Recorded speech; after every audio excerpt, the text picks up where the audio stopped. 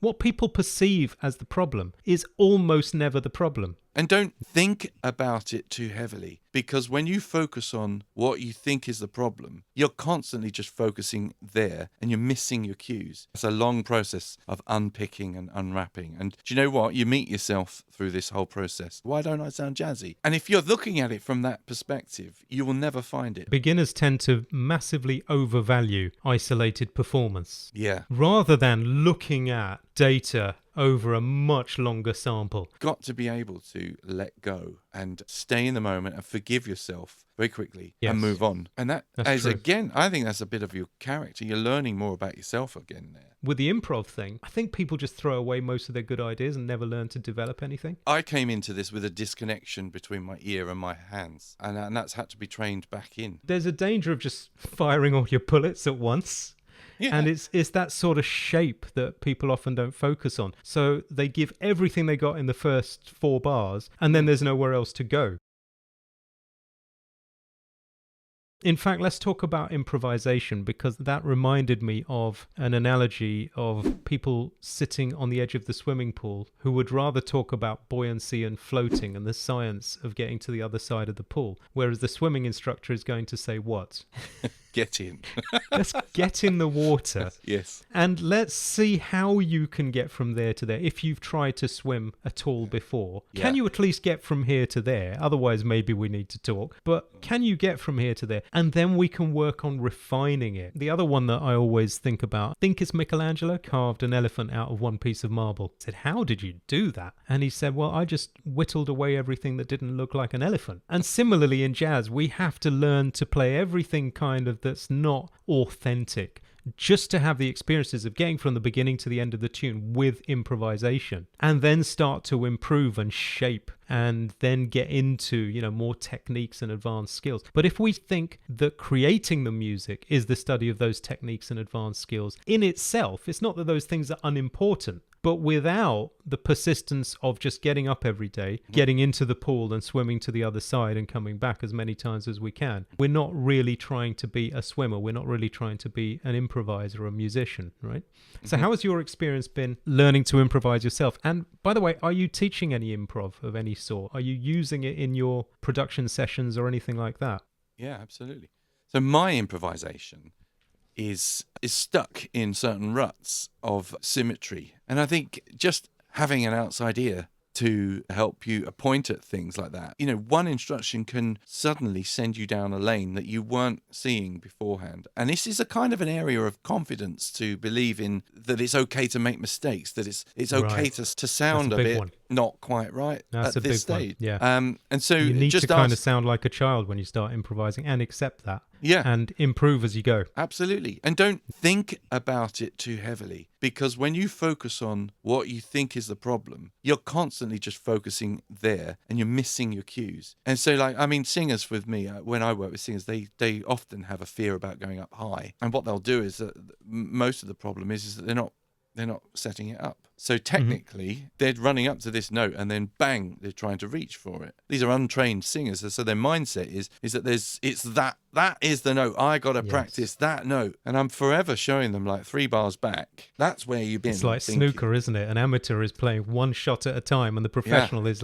4, 5, 6, 7, 8 shots ahead, right? Right. And that people seem to sort of not realize that they're the traps of a mindset that's in the wrong place. Okay, in spreadsheets, you probably need to be exactly where the spreadsheet cell is, right? All good. But with music, what happened before is going to influence what happens now, and what happens now is going to influence what happens next. And so being comfortable in that space is something very difficult, because it's not safe, and people have a lot of fears triggered by that. Yeah, it's very interesting. I also find with members, and when I was a one-to-one teacher in the main, I did at least 46,000 one-to-ones, right? But still smiling. But what I found is that what people perceive as the problem is almost never the problem. Yes. Almost never. They describe what they don't like in their own playing, or they describe the experience they're having as the problem.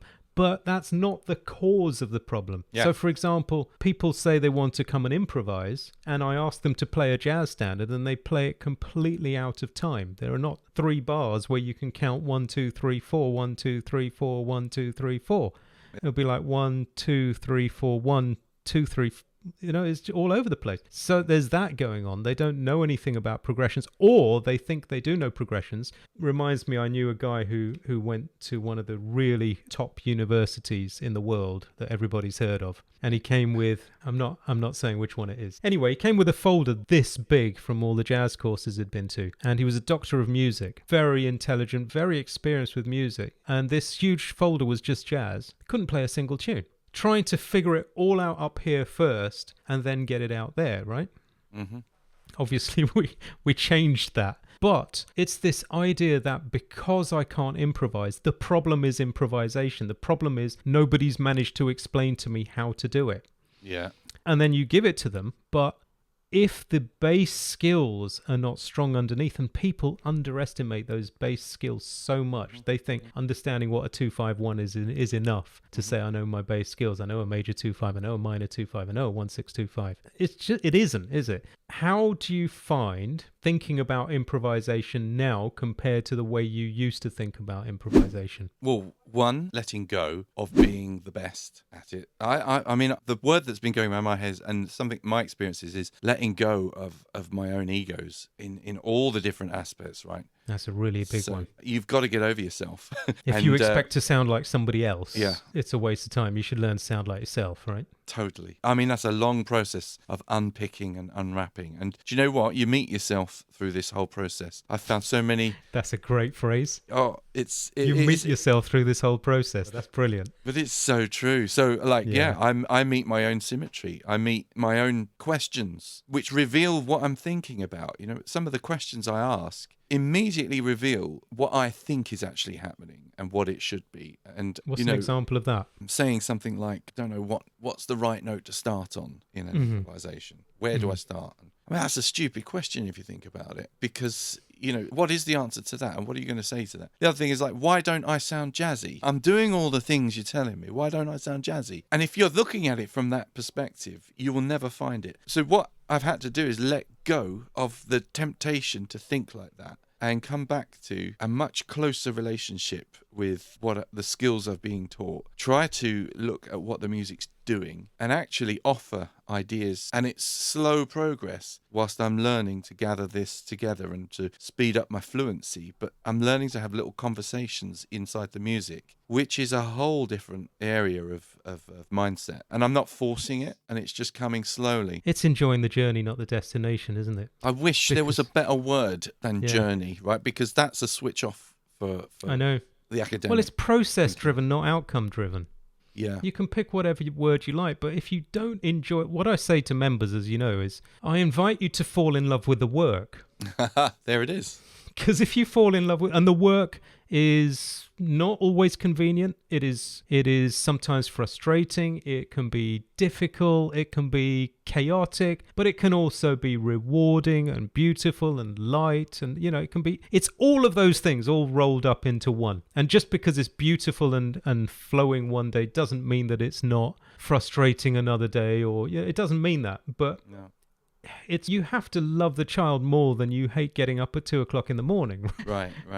Yeah. And you do it whether you want to do it or not. It just becomes, and that's habit. It becomes part of your life, and then that's right. It's lifestyle. Yeah. Music is a lifestyle. You take the greats; they played till the last day. They're still playing. They're still practicing. Yeah, exactly. The thing about music is that until you accept it as being part of your life diet, it's something you just do, and you give over the need to be the best or to be able to achieve whatever. You take all of those trophies out of the way and you focus on just making music every day. Get up, work at it, do your routines, do your drills, practice. And then when the times come where you want to be creative and you just want to go off and play, or you're in a situation where you're being creative and playing with others, then you are as good as your practice is at those moments. Yes, that's right. Beginners tend to massively overvalue isolated performance. Yeah. Rather than looking at data over a much longer sample. If you look at the stock of any of these big tech companies, it doesn't mean it just goes like that. It goes like this, and then it goes like this. And then there are people that lost money on Bitcoin, right? It's this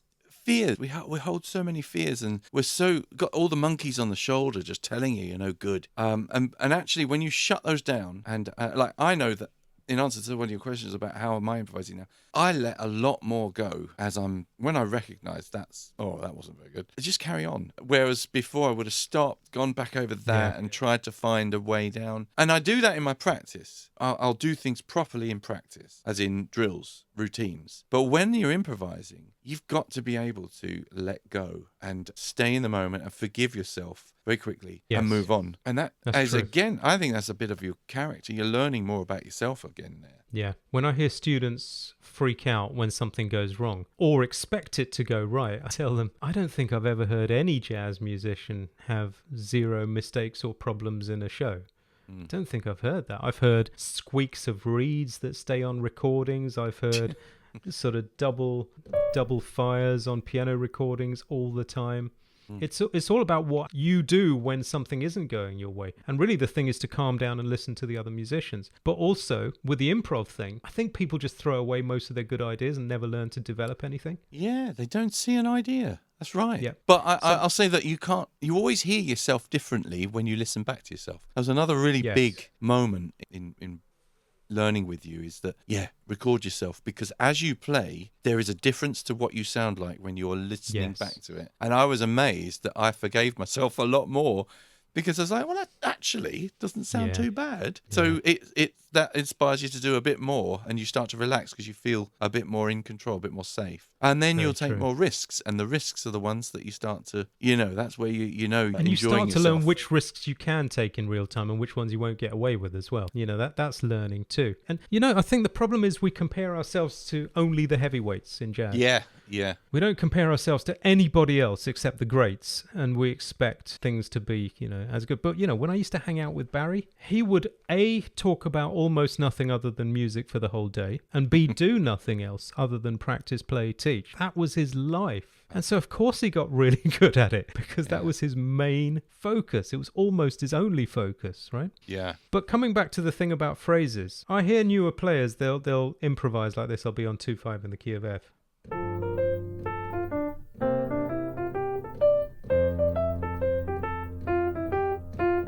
And nothing's related to anything else. There's no legato, so everything's staccato. They've forgotten the first phrase by the time they get that far. If I say, play me the first thing you played, they haven't got a clue. So just that should be enough to build an entire solo on and learn to develop stuff.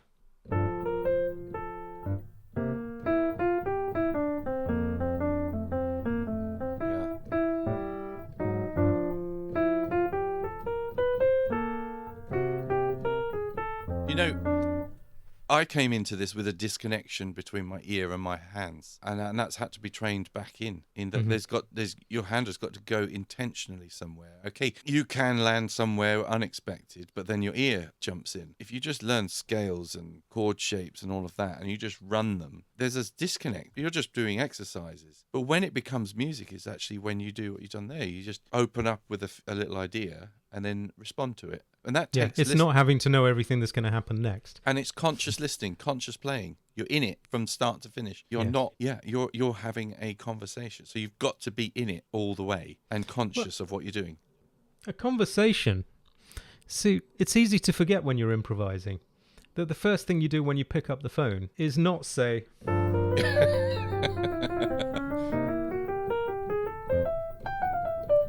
The first thing you do when you pick up the phone is say, hello. And the other person says, and you say, not bad. What about you? And you go, yeah, things are okay here. And then you get into subject matter, right? You won't believe what happened to me today because...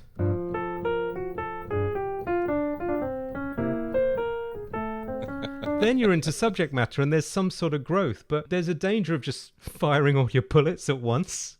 Yeah. And it's that sort of shape that people often don't focus on. So they give everything they got in the first 4 bars and then there's nowhere else to go. Yeah. And I think one of the best ways to improve improvisation at any level is to think like a composer. Think like in the UK we got GCSE examinations at 16. In GCSE music, they'd probably show you things like you've got a phrase.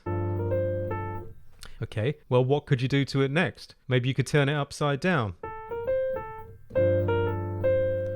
Maybe you could double a note. Maybe you could develop it and lengthen it. Maybe you could take the same phrase off different scale points.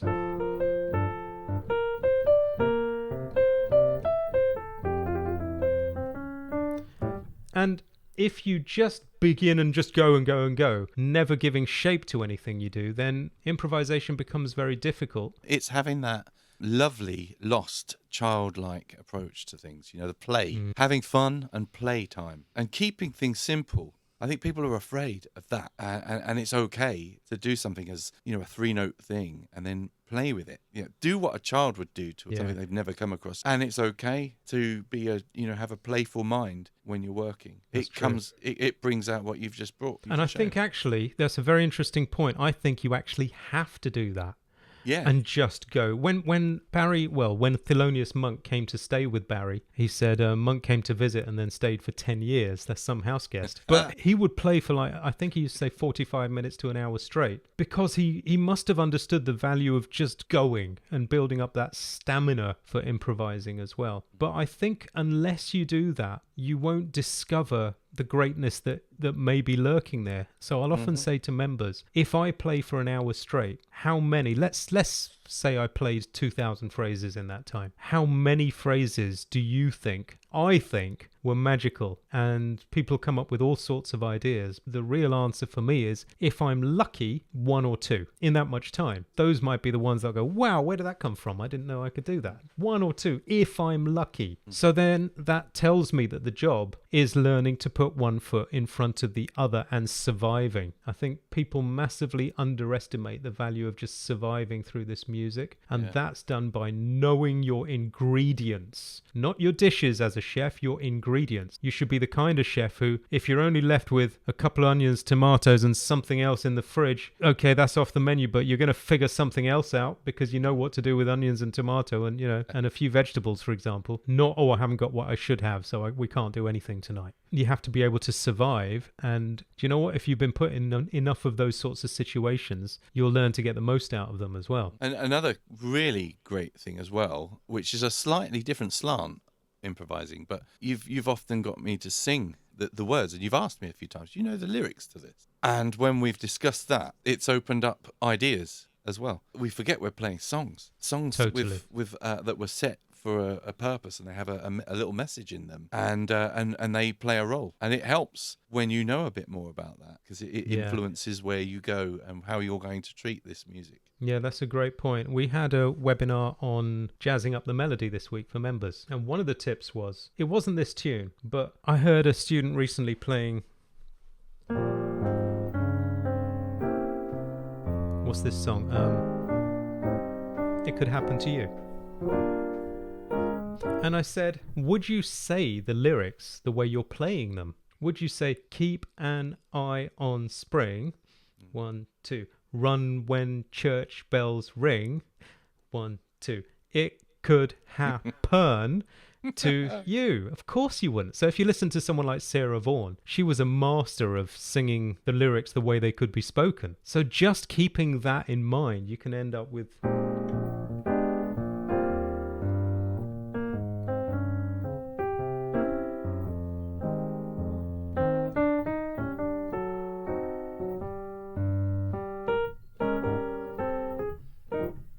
Already something will happen if you're connected to that. But if you're so connected to just not getting a wrong note, then you're screwed, right? You've got to get beyond that. If it's time to level up your playing, then come and see us on Jazz Skills, where we won't just drown you in information, but we'll focus on your transformation, what to learn in which order, with support from me, a developing fluency course to work through, and a vibrant community as well. Thanks for watching, and bye for now.